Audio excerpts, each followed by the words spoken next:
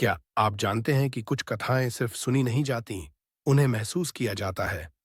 और यही वो कथा है जो आपके दिल को छू जाएगी।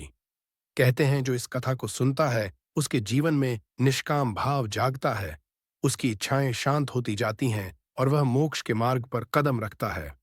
इस वीडियो में आप सुनेंगे एक अद्भुत कथा एक ऐसे राजा की जो वैभव और शक्ति के बावजूद भीतर की खालीपन से जूझता रहा, और कैसे उसने सब कुछ छोड़कर वह पाया जिसे दुनिया मोक्ष कहती है।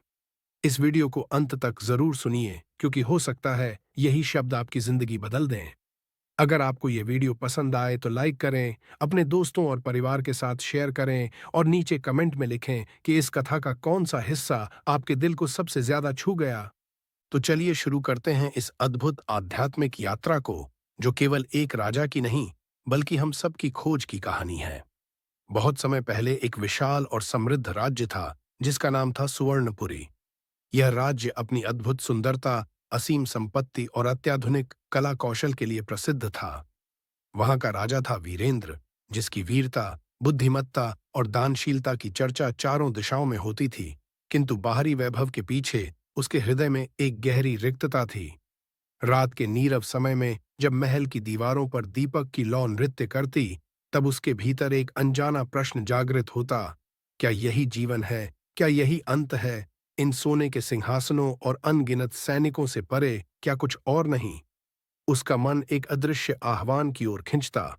वह अक्सर रात के अंधकार में महल की छत पर जाकर सितारों की ओर देखता और महसूस करता कि कुछ है जो उसकी पकड़ में नहीं, कुछ है जो इन सब विलासिता से कहीं ऊंचा और गहरा है।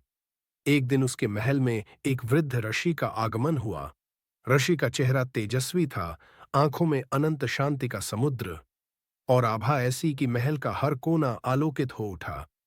राजा ने उनका स्वागत किया, दान दक्षिणा दी, किंतु उसके हृदय के प्रश्नों ने उसे विवश कर दिया कि वह ऋषि से बोले, हे तपस्वी, मैंने सब कुछ पाया है, सोना चांदी, राज्य, प्रजा का सम्मान, किंतु फिर भी मेरे हृदय में एक शून्य है। यह खालीपन मुझे चैन नहीं लेने देता।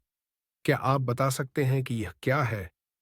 ऋषि मुस्कुराए और बोले, राजन, जो कुछ तुमने पाया है वह बाहर की दुनिया के लिए है, किंतु तुम्हारा आत्मा किसी और सत्य की खोज में है। वह सत्य जो अव्यक्त है, अनंत है, मोक्ष है। वह केवल त्याग और निष्कामता में मिलता है, और वह किसी भी सोने के सिंहासन पर नहीं बल्कि त्याग की माटी में खिलता है। इन शब्दों ने वीरेंद्र के हृदय को झकझोर दिया। उस रात वह सो न सका। उसके भीतर प्रश्नों की आंधी चलने लगी। अगले दिन उसने ऋषि से कहा, मुझे उस सत्य का मार्ग दिखाइए। ऋषि बोले, मार्ग कठिन है, यह राजाओं के लिए और भी कठिन, क्योंकि तुम्हें अपना अहम, वैभव और मोह छोड़ना होगा। केवल वही पा सकता है जो कुछ खोने को तैयार हो। राजा ने दृढ़ संकल्प किया। उसने राज्य की जिम्मेदारियां अपने उत्तराधिकारी को सौंप दीं। महल के द्वारों से बाहर निकल पड़ा। साथ न सैनिक न सेवक, केवल एक साधारण वेश।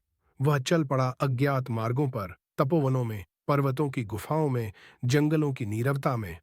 हर जगह उसने खोजा उस शांति को, उस सत्य को जो उसके हृदय में प्रतिध्वनित हो रहा था। कई बार भूखा रहा, कई बार कठोर सर्दियों में कांपा, कई बार वन्य जीवों का सामना किया, पर उसकी आत्मा अडिग रही। वह जानता था कि यह कठिनाई ही उसका मार्ग है। एक दिन वह पहुंचा एक निर्जन पर्वत की चोटी पर, जहां एक प्राचीन मंदिर था। वहां एक दीपक युगों से जल रहा था। मंदिर के द्वार पर लिखा था, जो यहां आता है उसे सब कुछ छोड़ना होता है। उसने बिना संकोच प्रवेश किया। भीतर एक संत विराजमान थे।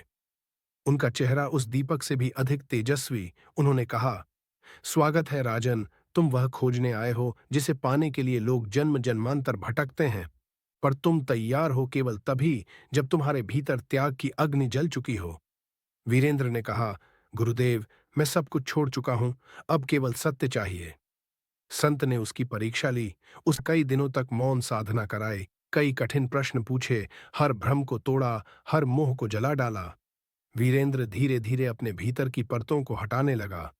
उसने देखा कि संसार का हर सुख क्षणिक है, हर संबंध अस्थायी है, हर उपलब्धि केवल समय के प्रवाह में विलीन हो जाती है। कि उसने समझा कि सच्चा सुख निष्काम भाव में है, न कुछ पाने की इच्छा, न कुछ खोने का भय, केवल शांति, केवल आत्मा की अनुभूति। दिन बीतते गए। वीरेंद्र एक साधक बन चुका था। उसके भीतर का राजा मर चुका था, अब केवल एक यात्री था जो आत्मा के मार्ग पर चल रहा था। उसकी साधना गहरी होती गई। एक रात जब वह ध्यान में बैठा था, उसे लगा कि उसका अस्तित्व सीमाओं से परे फैल रहा है। उसने अनुभव किया कि वह न केवल वीरेंद्र है, बल्कि हर कण में व्याप्त वही चेतना है। उसे लगा जैसे ब्रह्मांड उसके भीतर समा गया हो। वह आनंद से भर उठा, आंसू उसके गालों पर बहे, किंतु वह आंसू किसी दुख के नहीं थे, वे पूर्णता के थे। उसी क्षण उसने जाना कि यही मोक्ष है, यही सत्य है जिसकी खोज में वह निकला था। वह अनुभव असीम था, न शब्दों में बांधा जा सकता था, न किसी ग्रंथ में लिखा जा सकता था। वह केवल अनुभव था, एक ज्योति जो भीतर जल उठी थी। वीरेंद्र का यह अनुभव केवल एक क्षणिक प्रकाश नहीं था, बल्कि उसके जीवन की दिशा बदल चुका था। वह अब वही राजा नहीं रहा जो कभी वैभव के नशे में डूबा था। अब वह केवल एक साधक था जिसने अपने भीतर की आंखें खोल दी थीं। इस अनुभव के बाद भी उसका मार्ग समाप्त नहीं हुआ, क्योंकि गुरु ने कहा था कि मोक्ष केवल एक घटना नहीं है, यह जीवन का सतत प्रवाह है। यह केवल अनुभव नहीं, बल्कि जीवन जीने का तरीका है। उन्होंने वीरेंद्र को और गहराई में जाने का संकेत दिया। कहा, हे साधक, अब जबकि तुमने अनुभव का स्वाद चखा है, तुम्हें इसे अपने अस्तित्व का हिस्सा बनाना होगा। केवल ध्यान में ही नहीं, बल्कि हर सांस, हर कदम, हर विचार में इसे उतारना होगा। दुनिया में लौटकर भी इस ज्योति को बुझने न देना होगा। यह सुनकर वीरेंद्र के मन में एक नया प्रश्न उठा। गुरुदेव, क्या मोक्ष के बाद भी संसार में लौटना पड़ता है? गुरु मुस्कुराए। जो पाता है वही लौटता है, ताकि दूसरों को मार्ग दिखा सके। एक दीपक दूसरे दीपक को जलाने के लिए लौ को छुपाता नहीं। तुम लौटोगे, पर अब राजा नहीं, अब मार्गदर्शक बनकर। इन वचनों ने वीरेंद्र के हृदय में एक नई जिम्मेदारी जगा दी। वह जान गया कि उसका जीवन केवल उसके लिए नहीं है, वह इस प्रकाश को दूसरों तक पहुंचाने के लिए जन्मा है। गुरु ने उसे कई और विधियां सिखाईं, उपवास, मौन, मंत्र और करुणा की साधना। उन्होंने कहा कि मोक्ष केवल ज्ञान से नहीं मिलता, करुणा के बिना ज्ञान अधूरा है। एक सच्चा साधक वही है जो दूसरों के दुख को अपना समझे। वीरेंद्र ने सीखा कि केवल स्वयं को मुक्त करना पर्याप्त नहीं, दूसरों को मुक्त करने का प्रयास ही सबसे बड़ा धर्म है। उसने वन के जीवों को भोजन दिया, घायल पशुओं की सेवा की, गरीब और भटके हुए लोगों के बीच प्रेम का संदेश फैलाया। उसका हृदय इतना विस्तृत हो गया कि वह हर जीव में स्वयं को देखने लगा। कई महीने बीते, उसकी साधना गहरी होती गई। उसके भीतर अब कोई भय, कोई लालसा, कोई द्वेष नहीं रहा, केवल शांति थी। एक दिन गुरु ने कहा, अब तुम्हारा समय है लौटने का। वीरेंद्र ने प्रणाम किया और फिर से संसार में लौटा, किंतु अब उसका चलना बदल गया था। उसका चेहरा तेजस्वी था, उसकी वाणी में मधुरता थी, उसकी दृष्टि में करुणा थी। जब वह अपने राज्य पहुंचा तो प्रजा ने उसे पहचान ही न पाया। वे बोले, यह तो वही राजा है, पर कितना बदल गया है। अब इसके चारों ओर कोई सेना नहीं, कोई शाही आभूषण नहीं, यह तो एक सन्यासी की तरह है। वीरेंद्र ने सभा बुलवाई और कहा, प्रजाजनों, मैंने जाना है कि राज्य, धन, पद ये सब अस्थाई है। सच्चा सुख भीतर है, और मैं तुम्हें यही सिखाने लौटा हूं कि तुम भी अपने भीतर की ज्योति खोजो। उसने दान, तप और करुणा को जीवन का आधार बनाया। राज्य में भेदभाव, अन्याय, लालच का नामो निशान मिट गया। प्रजा में शांति फैल गई। लोग एक दूसरे की मदद करने लगे। युद्ध बंद हो गए। खेती, कला, विद्या सब में प्रगति हुई, किंतु यह प्रगति किसी प्रतियोगिता से नहीं, बल्कि प्रेम और करुणा से हुई। वीरेंद्र अब साधारण जीवन जीता था, पर हर दिल में राजा था। उसने अपने महलों को विद्यालय और आश्रमों में बदल दिया, गरीबों के लिए भोजनालय खोले, बीमारों के लिए चिकित्सालय बनाए, और सबसे बड़ी बात, उसने हर व्यक्ति को आत्मज्ञान के मार्ग पर चलने की प्रेरणा दी। उसकी वाणी में इतनी शक्ति थी कि सुनने वाले के मन में तुरंत शांति का अनुभव होता। वह कहता, जिसने इस कथा को सुना और अपने जीवन में निष्काम भाव लाया, उसे मोक्ष का मार्ग अवश्य मिलेगा। लोग दूर दूर से उसकी वाणी सुनने आते, कुछ लौटते हुए कहते, हमने भीतर कुछ बदलते हुए पाया है। इस तरह वीरेंद्र ने केवल अपने जीवन को नहीं, अनगिनत लोगों के जीवन को प्रकाशित किया। वर्षों बीते, उसका शरीर वृद्ध हुआ, पर उसकी आत्मा हमेशा नवयुवक रही। अंततः एक दिन वह उसी पर्वत की ओर लौटा जहां उसने पहली बार सत्य की झलक पाई थी। वह दीपक अभी भी जल रहा था, उसने वहीं ध्यान में बैठकर अंतिम बार अपने भीतर की ज्योति से एकाकार हुआ और जैसे ही सूर्यास्त हुआ, उसकी सांसें धीमी हो गईं। चेहरा शांत, मुस्कान हल्की, जैसे किसी अनंत यात्रा पर निकल पड़ा हो। लोग कहते हैं कि उस क्षण पूरे पर्वत पर एक अलौकिक प्रकाश फैला। पक्षियों ने गाना बंद कर दिया, पेड़ों की पत्तियां स्थिर हो गईं और आकाश में एक मधुर गंध फैल गई। लोगों ने कहा, वीरेंद्र मुक्त हो गया। वह अब केवल एक आत्मा नहीं, एक शाश्वत ज्योति है। और आज भी कहा जाता है कि जो इस कथा को सुनता है, उसका हृदय धीरे धीरे निष्काम हो जाता है, उसकी इच्छाएं शांत होती जाती हैं और वह भी मोक्ष के मार्ग की ओर कदम बढ़ाने लगता है। क्योंकि यह कथा केवल एक राजा की नहीं, हर इंसान की है जो भीतर की शांति खोज रहा है।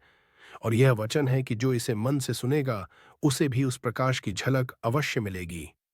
और जब वीरेंद्र ने पर्वत की उस शांत चोटी पर बैठकर अपनी अंतिम साधना आरंभ की, तो उसका मन बिल्कुल निर्मल हो चुका था। सांसारिक मोह और असंख्य इच्छाएं जो कभी उसके भीतर उठती थीं, वे सब अब शून्य हो गई थीं। वह बैठा और अपनी आंखें मूंद लीं। भीतर एक शांति का महासागर उमड़ पड़ा। उसे लगा जैसे वह कोई व्यक्ति नहीं, बल्कि एक प्रवाह है, एक ऊर्जा है, एक प्रकाश है जो अनंत तक फैल रहा है। उसकी प्रत्येक सांस अब ब्रह्मांड के साथ तालमेल बिठा रही थी। उसके चेहरे पर ऐसी मुस्कान थी जो केवल उसी को मिलती है जिसने सब कुछ जान लिया हो, सब कुछ देख लिया हो और सब कुछ छोड़ दिया हो। कहते हैं कि उस दिन आकाश भी शांत हो गया था, पर्वत की हवा स्थिर हो गई थी। वन के जीव उसके आसपास आकर बैठे थे, मानो उन्हें भी पता हो कि कुछ अद्भुत घटने वाला है। वीरेंद्र के ध्यान की गहराई इतनी बढ़ गई कि उसने स्वयं को केवल शरीर से नहीं, बल्कि समय और स्थान से परे अनुभव किया। उसके सामने उसके जीवन के सभी दृश्य एक एक करके आए। उसका राजसी वैभव, उसकी जिज्ञासाएं, उसका त्याग, उसकी साधनाएं और उसकी करुणा। उसने देखा कि जीवन केवल एक क्षणिक सपना है जिसे लोग वास्तविक समझ बैठते हैं। उसने महसूस किया कि हर संबंध केवल एक पड़ाव है, हर घटना केवल एक सीख है और हर व्यक्ति केवल एक यात्री है। उसने समझा कि संसार में आने और जाने का सिलसिला अंतहीन है, पर जो इस चक्र को समझ लेता है वही मुक्त हो जाता है। उस क्षण उसने अपने गुरु के शब्द याद किए, दीपक बनना है तो स्वयं को जलाना होगा। और वह सचमुच अब दीपक बन चुका था। वह अब न राजा था, न साधक, वह केवल चेतना था। उसी समय आकाश में जैसे एक अद्भुत आलोक फैला, वृक्षों की शाखाएं हल्की हल्की झूमने लगीं।